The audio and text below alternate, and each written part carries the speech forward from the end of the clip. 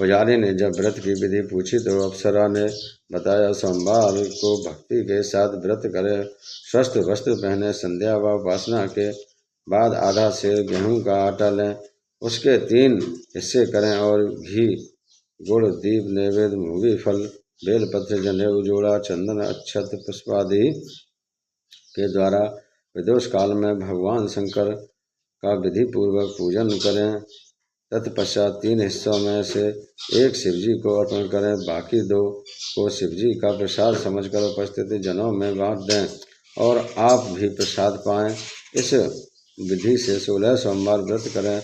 17वें सोमवार को पाव से पवित्र गेहूं के आटे की बाटी बनाएं, उसमें घी और गुड़ मिलाकर चूरमा बनाएं, भगवान भोलेनाथ को भोग लगाकर उपस्थिति जनों में भक्तों में बांटें। इसके बाद कुटुंब सहित प्रसाद लें। ऐसा करने से आपके सभी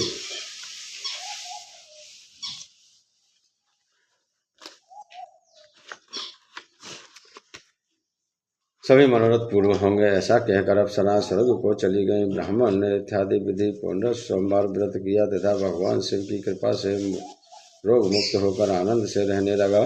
कुछ दिन बाद शिवजी और पार्वती फिर उस मंदिर में पधारे। ब्राह्मण को निरोगी देख पार्वती जी ने ब्राह्मण से रोग मुक्त होने का उपाय पूछा तो ब्राह्मण ने 16 सोमवार व्रत की कथा सुनाई। पार्वती जी अति प्रसन्न हो ब्राह्मण से व्रत की विधि पूछकर स्वयं व्रत करने लगी। व्रत करने के फल स्वरूप उनके रूठे हुए स्वामी कार्तिकेय माता के आज्ञाकारी हो गए।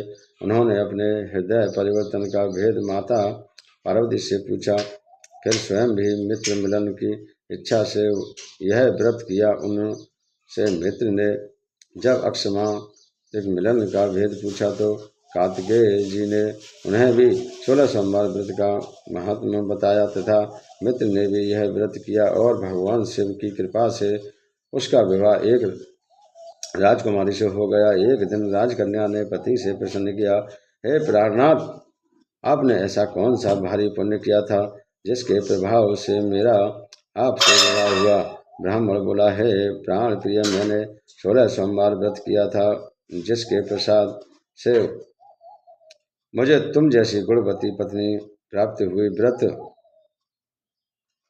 की महिमा सुन राजकन्या भी पुत्र की कामना करके व्रत करने लगी। शिवजी की दया से उसके गर्भ से एक अति सुंदर, सुशील, धर्मात्मा और विद्वान पुत्र उत्पन्न हुआ। माता पिता दोनों उस देव पुत्र को पाकर अति प्रसन्न हुए और उसका लालन पालन बड़े प्रकार से करने लगे। जब पुत्र समझदार हुआ तो माता पार्वती को देख वह भी राज अधिकार पाने की इच्छा से हर सोमवार को व्रत करने लगा। व्रत शुरू होने के बाद ऐसे सहयोग बने कि पड़ोसी राजा की पुत्री के साथ उसका विवाह हो गया। वृद्ध राजा के दिवंगत हो जाने पर इसी ब्राह्मण युवक को सिंहासन पर बैठाया तथा क्योंकि दिवंगत राजा के कोई पुत्र नहीं था, जब राज्य का उत्तराधिकारी होकर भी वह ब्राह्मण पुत्र 16 सोमवार का व्रत करता रहा। जब 17वां सोमवार आया तो विप्रपुत्र ने अपनी प्रीतमा से पूजन सामग्री लेकर शिव पूजा के लिए शिवालय चलने को कहा, परंतु उसकी पत्नी ने उसकी आज्ञा की परवाह न की। दास दासियों द्वारा सब पूजन सामग्री शिवालय भिजवा दी, परंतु आप नहीं गई। जब राजा ने शिवजी का पूजन समाप्त किया तथा आकाशवाणी हुई, हे राजा, अपनी रानी को राजमहल से निकाल दे, नहीं तो यह तेरा सर्वनाश कर देगी। आकाशवाणी सुनकर राजा के आश्चर्य का ठिकाना नहीं रहा।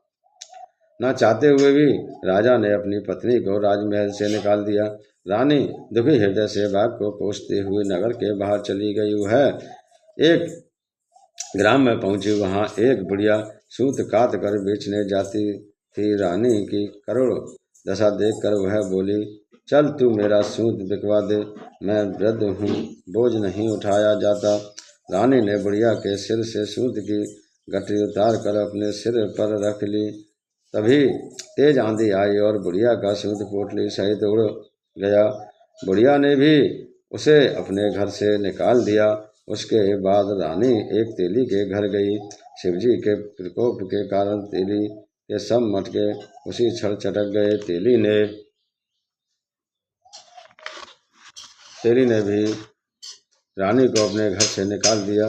अत्यंत दुख पाती हुई रानी एक नदी के तट पर गई तो उन्हीं नदी का समस्त जल सूख गया। तत्पश्चात रानी एक वन में गई। वहां जाकर सरोवर में सीढ़ी से उतरकर पानी पीने गई।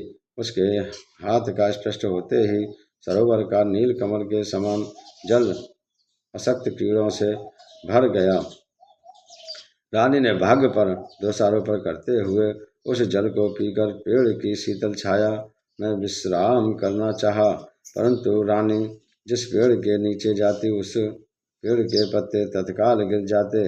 वह वन सरोवर जल की ऐसी दशा देख गौ चराते ग्वालों ने अपने गोसाई जी से, जो उस जंगल में स्थित मंदिर में पुजारी थे, यह बात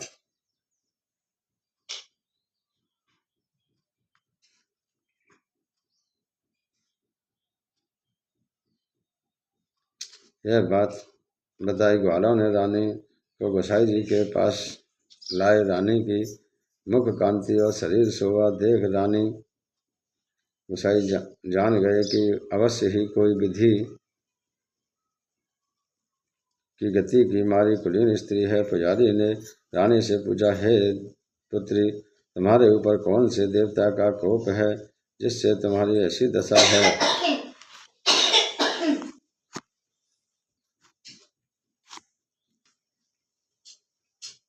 पुजारी की बात सुन रानी ने शिवजी महाराज के पूजन का बहिष्कार करने की बात बताई तो पुजारी शिवजी महाराज की अनेक प्रकार से स्तुति करते हुए रानी से बोले कि पुत्री, तुम सब मनोरथ पूर्ण करने वाले 16 सोमवार व्रत को करो।